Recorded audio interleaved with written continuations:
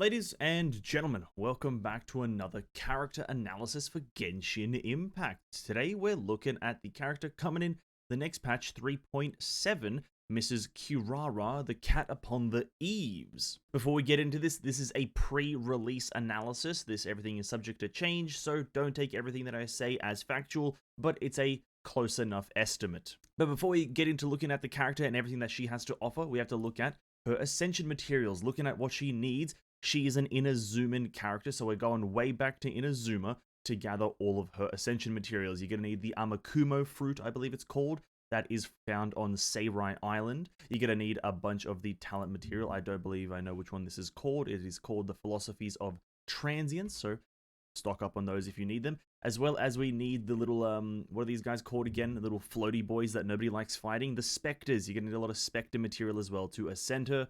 And then as for the boss, you're going to need to farm the Inquisitus Baptists, which is the boss that is found in the new zone in Sumru, weirdly enough. She's an Inazuma character needing a Sumru material, but regardless, you're going to need that new boss that is found in the desert region, the kind of Inquisitor guy, as well as the new dragon weekly boss to actually crown and ascend all of your talents. As you can tell, she's also a Dendro character. With that out of the way, you guys now know what you need to farm. Let's get into the character herself. Taking a look at her stats really quickly, up here in the top right, we have 24% HP at level 90, meaning she's a HP scaler. Essentially, you can kind of imagine where this goes, as it's pretty easy to determine how to build characters once you know they scale with HP percent, which is very, very good. But jumping over to her normal attack, her normal attack is mostly unimportant. She's a sword character, so it's, it's quite a fast attack style and whatnot, but it's not an overly important part of her kit. But one thing to do with her normal attack chain is that it's a very cute and lovely one. She's a cat girl, obviously, so she has like little claw attacks and whatnot. I think she swings her sword like once or twice and then does like 2 rapid fire slashes. And her charge attack is very, very nice to look at as well. So if you want a, aesthetically pleasing character, Kirara is for you. But going down to where the build actually starts being, very interesting, and is her skill. So she has 2 modes, the press and the hold. Going into the press, she leaps into the air with all the agility of a cat passing through the bushes and thwacks her foes with a flying kick that deals AoE Dendro damage while creating a shield of safe transport. This will also briefly apply Dendro to Kirara. The shield will also absorb Dendro damage with 250 effectiveness. The shield's damage absorption will be based off of her max HP and will not exceed a certain percentage of that max HP. The remaining damage absorption on the shield of transport will stack onto the new one when it's created, and the duration will reset. Very, very good. She's a shield supplying character, something that we're seeing a lot of in a lot of 4-star characters, just shields, shields, shields. It's quite a handy feature, but for some reason, none of them can seem to surpass Zhongli. Very intriguing to me. But going on to the hold though, out of her desire to deliver within half a day, Kirara deploys a shield of safe transport identical to the one that can be created by pressing the skill. She will also curl up into a special express delivery box, entering the urgent Neko parcel state in order to move and fight more swiftly. Very, very good. Essentially, you hold and you get a few extra effects, which is, we'll get into a second. You hold, get extra effects, and you just deal a bit more damage, and you enter the urgent Neko parcel state, which is, it deals Dendro damage to opponents she crashes into. This effect can be triggered once on each enemy every 0.5 seconds.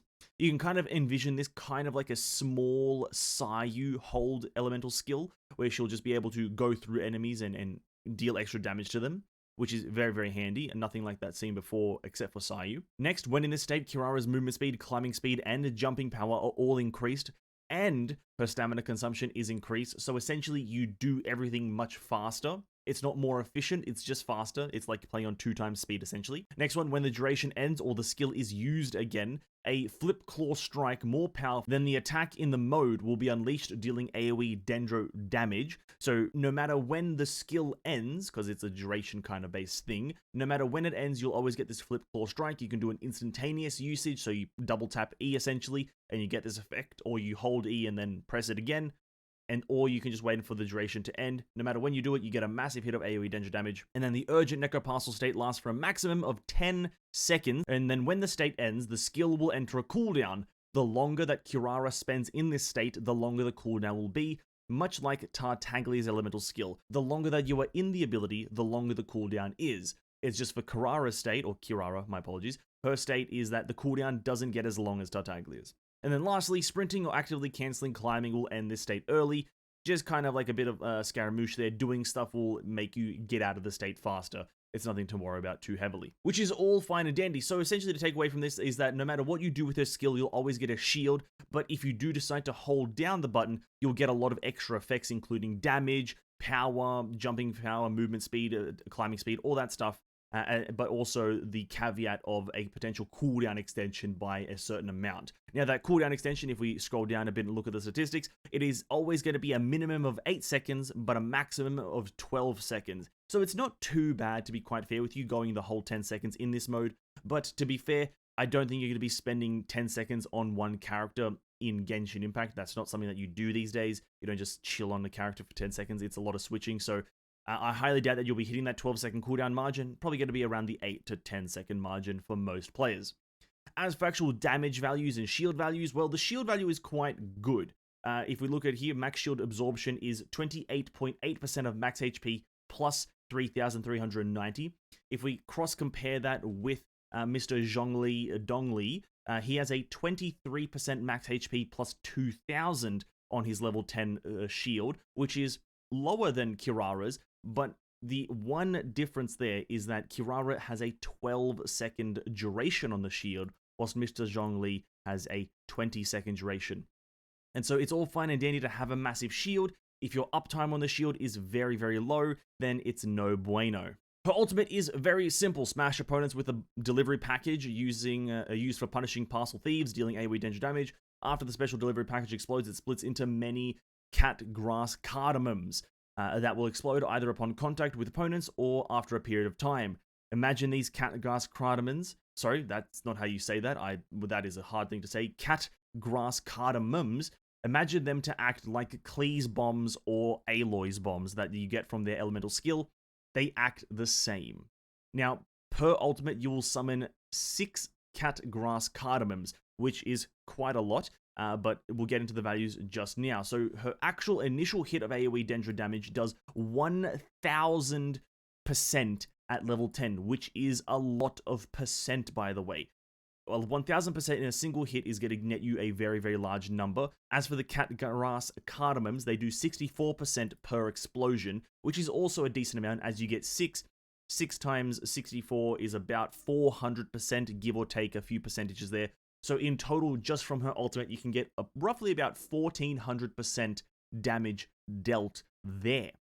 Now, if you envision this as a 4-star character and getting some early constellations is not too difficult, you can actually bump that percentage way high, the baseline being 1,200% over here at level 13, and then each cat grass cardamom doing 75% damage, and then you can do the maths of 75 times 6. But we'll get into just a moment with the constellations. That 75 times 6 turns into 75 times 10, which is a very large number in and of itself.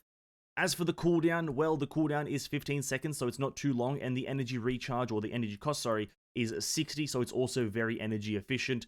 Very, very good overall. This is the reason you're most likely to be getting the character, and this is the reason why she could be viewed as a main DPS, or kind of a switch-in, switch-out DPS, whatever you want to classify that as. It could be main, it could be off.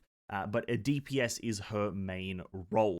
Now, quickly going through the passives, as these aren't overly important, at least one of them isn't. The big one, the massive wall of text here, is essentially hitting enemies with your skill 3 times whilst you're holding it.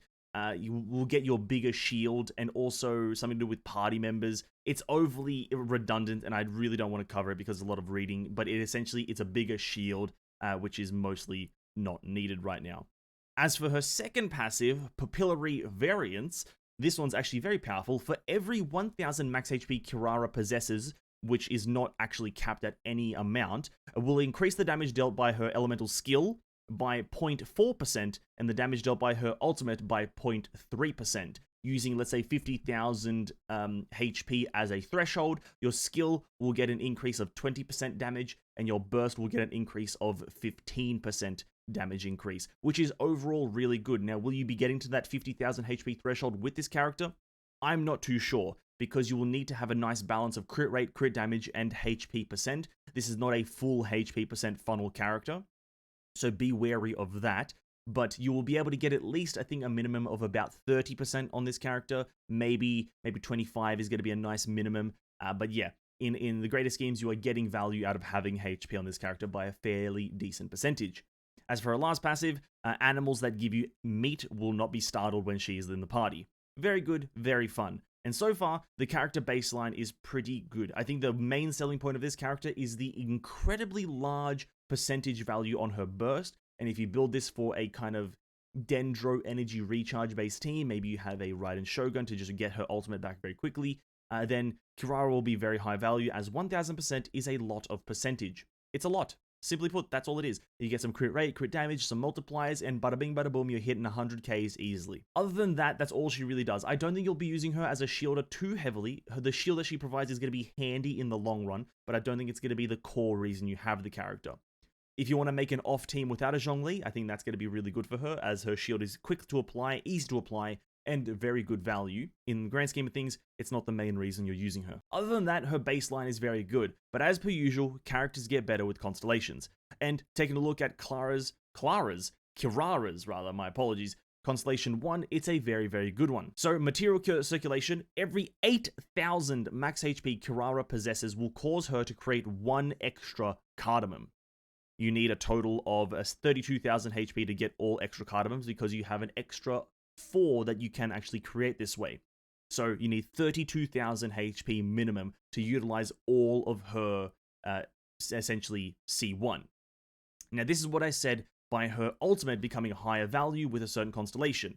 Her C1 makes her essentially 6 cardamoms here into 10, making this 75 that was previously times by 6, and now times by 10, give you an extra 750% damage on top of your already existing 1200% damage.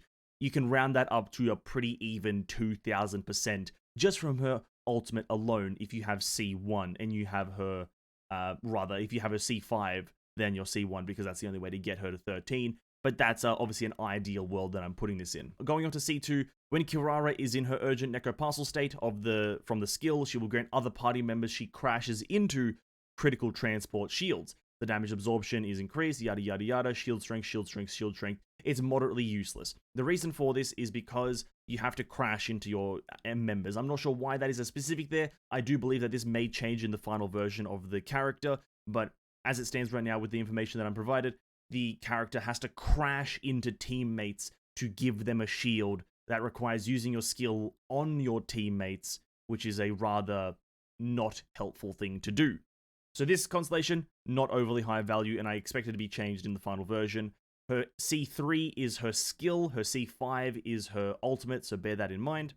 Going into her C4 though, after active characters protected by the shield, or any shield that you create, hit an opponent with a normal charge or plunging attack, Kirara will perform a coordinated attack with them using a small grass cardamom, dealing 200% of her attack as Dendro damage. This one's pretty good. You just have a coordinated attack. These are always fun. You know, a lot of characters have them. Yalan, Nahida, all the strong units have a coordinated attack mechanic. And so this one is very, very helpful if you need a bit of extra damage. Is it going to be a must-have? Absolutely not. But is it going to be a nice bonus? Absolutely. Going on to C6 though, is that all nearby party members will gain 12% all elemental damage bonus within 15 seconds after Kirara uses her elemental skill or her elemental burst.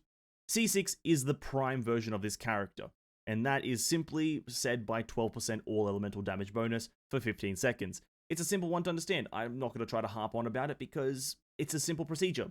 12% elemental damage bonus. But as I always do, I need to make a recommendation of what constellation level to go for. Now, Kirara baseline is already pretty good, but getting C1 is pretty powerful. You get a lot of extra percentage damage with those extra cardamoms. So C1 is pretty good. If you can manage to get a C1 or you get it by accident, that's great. But my recommendation from here on out is that if you can't guarantee C5 or C6, there's really no reason to invest in the character. Her C2, C3, and C4 provide next to no value. They don't do anything remotely kind of worthy. C4 is a pretty good one, but again, you have to get to C2 and 3 to get to C4, and C2 and 3 are just not worth it.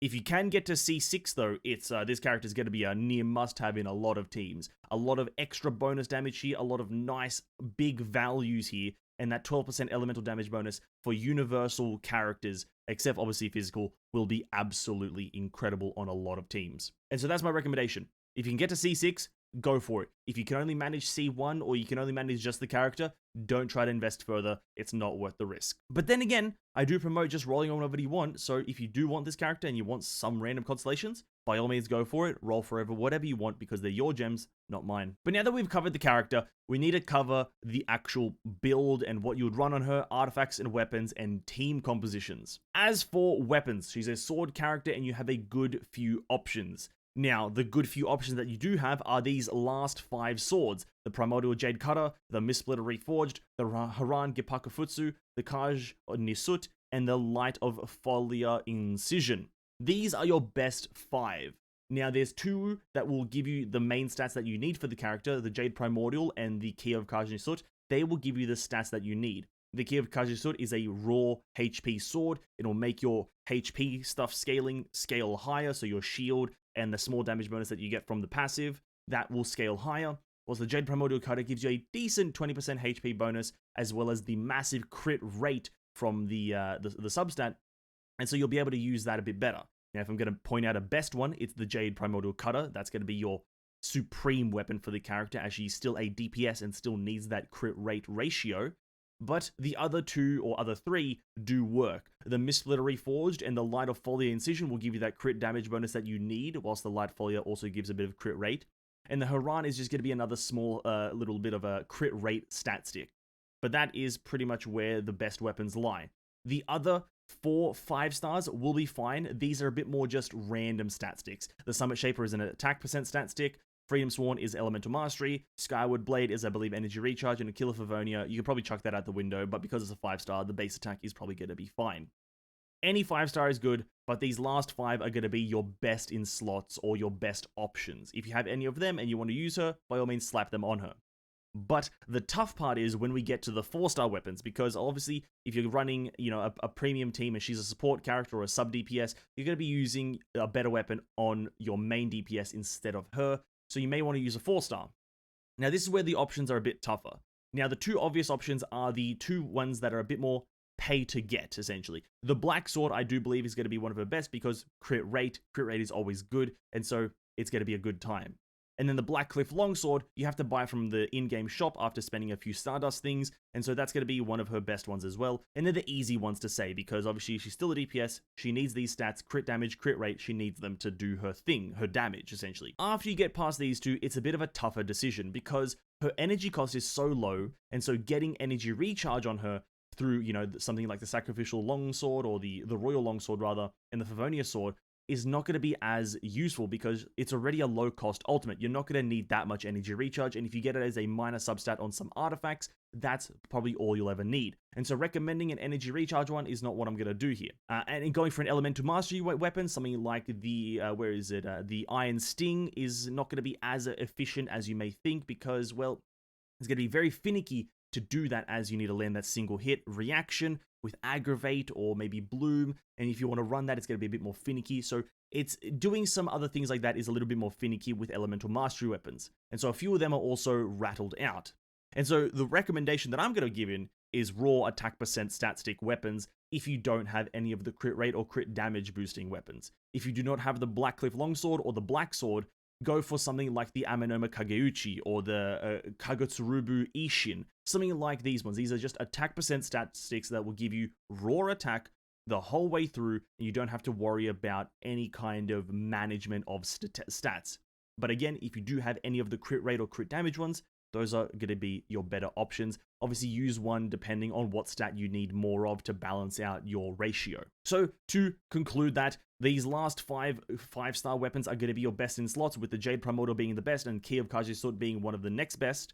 And as for the 4-stars, one of the crit rate weapons right here, Blackcliff or Longsword, and then or one of the attack percent stat sticks. But finally, going on to the artifacts before we obviously get into the character team compositions. Now, there's 2 builds that you're going to be running with this one. You can either run the pure shield character, which is pure HP scaling, or you can run the kind of DPS support character, which is going to be doing a bit of dendro shredding. Now, for the shield character, you're going to be running 2 set Tenacity with 2 set Vorukasha's Glow. This is going to give you a total of 40% HP bonus from the two sets, 20% on each, and that's going to be giving you maximum HP value for maximum shield value as well. And that's going to be fine and dandy. That's going to be one of the builds, but it's not going to be the build that I recommend. The one that I'm going to recommend is having Kirara be your Deep Wood Memories Dendro Shredder. If we open up Deep Wood Memories, we're going to look at the 2 set and the 4 set. It's going to be Dendro damage, as well as when the skill or burst hits an opponent, apply Dendro Shred decrease by 30%. Very, very good. I recommend using this character in this way so you can, free up a position on your team for another character to do something, or, your main DPS to lose this set and get a set that, funnels a bit more into them. This maybe something like a Nahida set, or a Nahida build, or where if your Nahida's running this, something along those lines. But I recommend this set on her because it's going to, fulfill her role, and she's going to be able to achieve what she needs to achieve, at least in my opinion, of being a support DPS instead of the main DPS.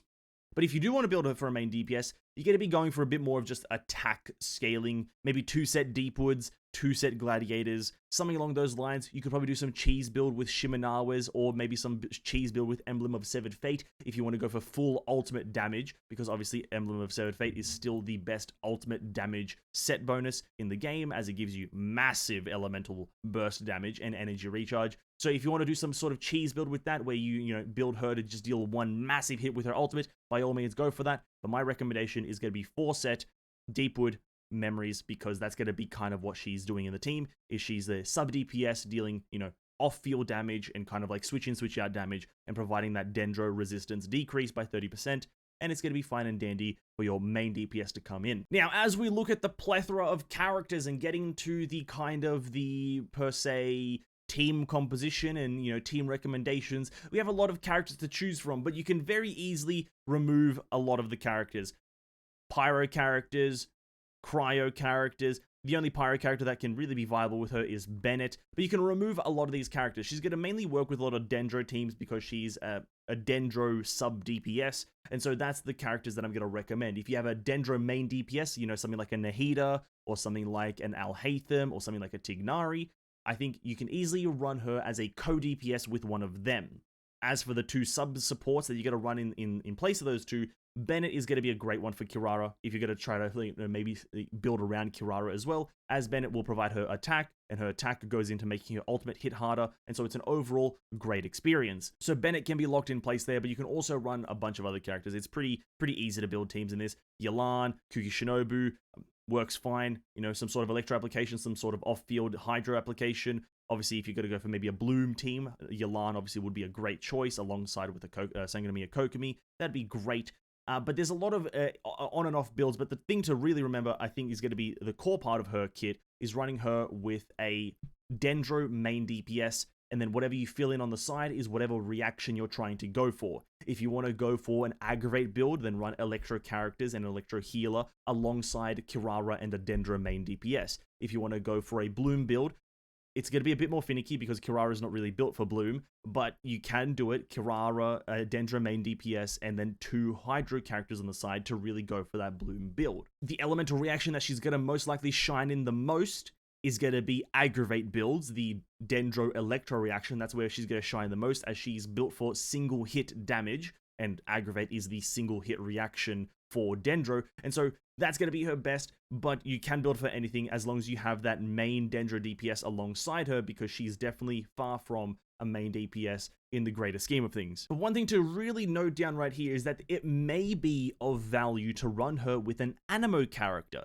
Now, I'm going to recommend this as a bit of a meme build, but if you do, by all means, have Aloy, Klee, Kirara, and Kazuha, this could be a very fun meme build. As I have mentioned at the start of the video, her ultimate places down bombs, these little cardamoms. But we also know that Klee and Aloy also place down suckable bombs by Kazuha's elemental skill.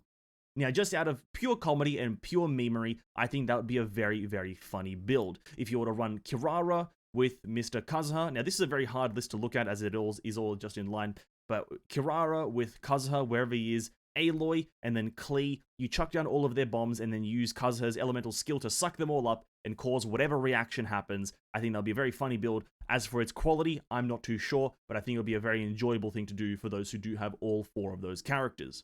But for the character suggestions, that's all I'm going to do. That is roughly the full Kirara analysis done. She's a pretty cool character, but I think she's going to be one of the few characters that can achieve an incredibly large number by the characters and players who decide to sit down and try to min-max it by doing, like, you know, certain builds and certain, like, pacing and building and whatnot. I think she can do a massive number because 1000% scaling is very high if you do so choose to build it that way. But hopefully you guys did enjoy, and hopefully this did help. If it did, like and subscribe to the channel, and have a great evening. I'll catch you guys in the next analysis or the next video. Have a good one. Peace out.